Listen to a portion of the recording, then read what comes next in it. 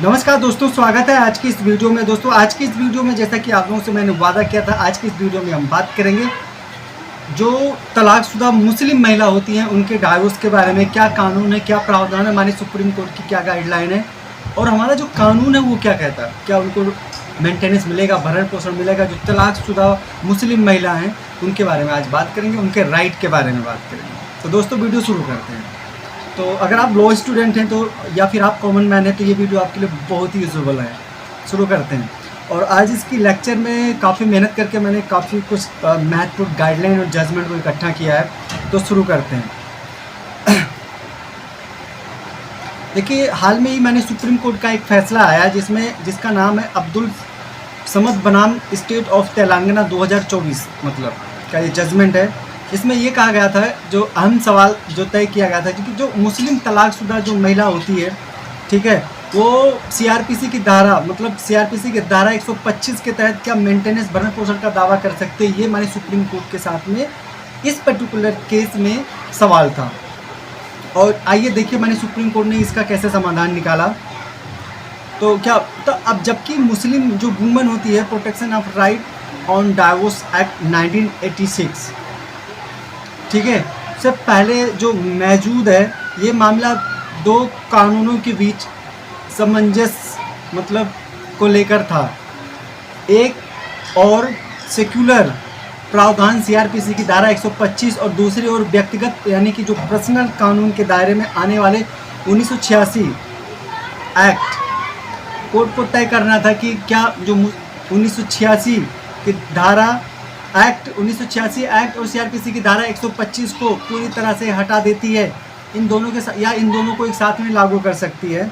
ये जो act 1986 act जिसकी मैं बात कर रहा हूँ, यह है protection of right on divorce act 1986। तो इसको मैं 1986 एक्ट के नाम से संबोधन इसका बार बार किया जाएगा। आगे बढ़ते हैं। अब सबसे पहले जान लेते हैं जो सीआरपीसी की धारा 125 है, इसका सर्कुलर क्या है। तो धारा 125 का जो उद्देश्य होता है, कोई भी व्यक्ति जिसके पास पर्याप्त साधन हो अपने आश्रितों को मतलब जो उसके ऊपर डिपेंड है वो बेसहारा ना छोड़े। इस जो सीआरपीसी की धारा 125 है, इसका जो मेन उद्देश्य होता है कि कोई ऐसा व्यक्ति है जिसके पास पर्याप्त साधन है, प्रॉपर्टी है, धन है, तो उसके जो आश्रित हैं उनको बेसहारा ना छोड़े। इसमें पत्नी, जिसमें तलाकशुदा पत्नी भी शामिल है, बच्चे, माता पिता आते हैं। कौन कौन आता है? पत्नी आती है, अब वो चाहे शादीशुदा हो या तलाकशुदा हो, वो बच्चे, माता पिता आते हैं। और जब सुप्रीम कोर्ट ने बार बार कहा कि यह प्रावधान एक दंडात्मक नहीं बल्कि निवारक है ताकि कोई भी महिला या बच्चा भूखे ना मरे। श्री भगवान दत्त वर्सेस कमला देवी 1975 और फजुलुम्बी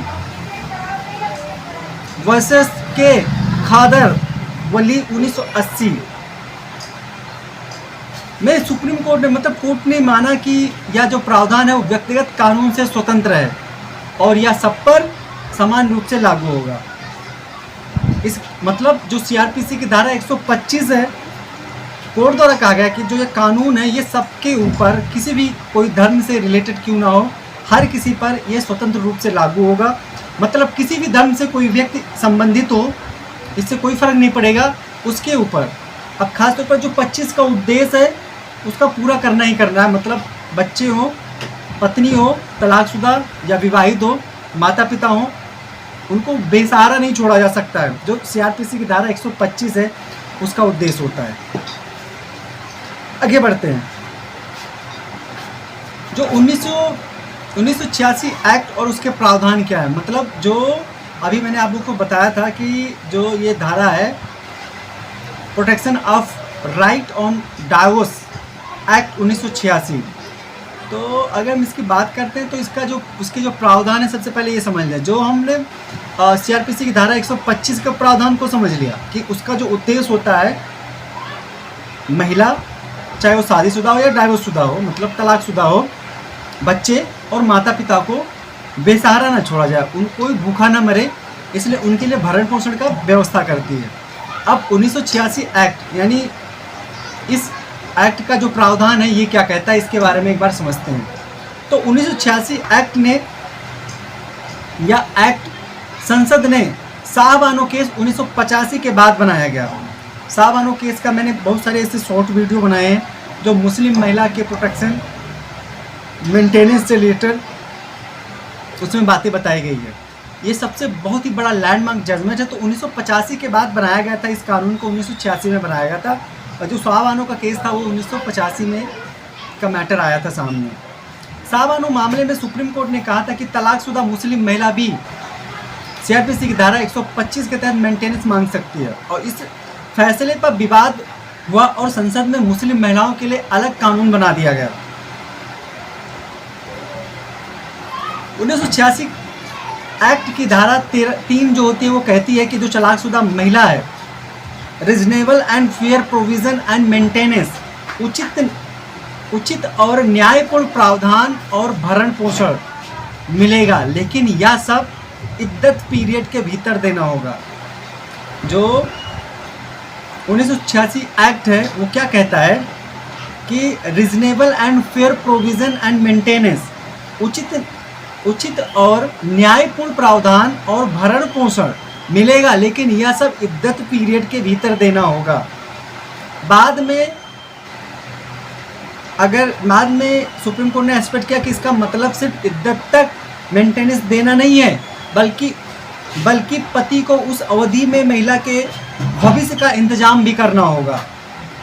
एक Daniel Latifi versus union of India 2001 का जजमेंट है, जिसमें मैंने सुप्रीम कोर्ट ने कहा था कि, एक बार दोबारा रिपीट करना चाहूँगा जजमेंट का नाम, Daniel Latifi versus union of India 2001।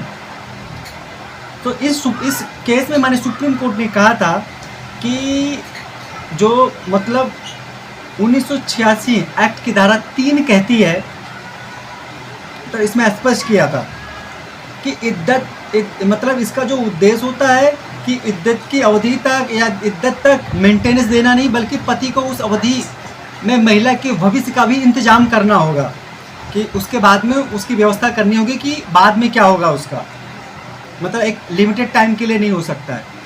न्यायिक विकास, जुडिशियल इवैल्यूएशन।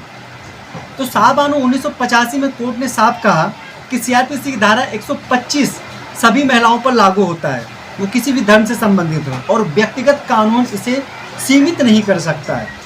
व्यक्तिगत कानून यानी जो पर्सनल लॉ है वो कुछ भी कहता हो, लेकिन जो सीआरपीसी की धारा 125 है वो सभी महिलाओं पर पूर्ण रूप से लागू होगा, बच्चों पे, माता पिता पर, सभी पर पूर्ण रूप से लागू होगा।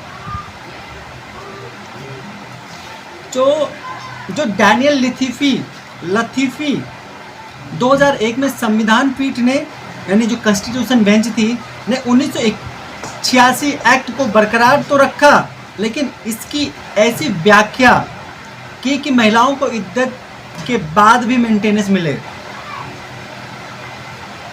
बाद के फैसले जैसे Shah Bano versus Imran Khan 2010, Khatoon Nisa versus state of UP 2014 और शमीम बानो वर्सेस अशरफ खान 2014 में यह सिद्धांत दोहराया गया।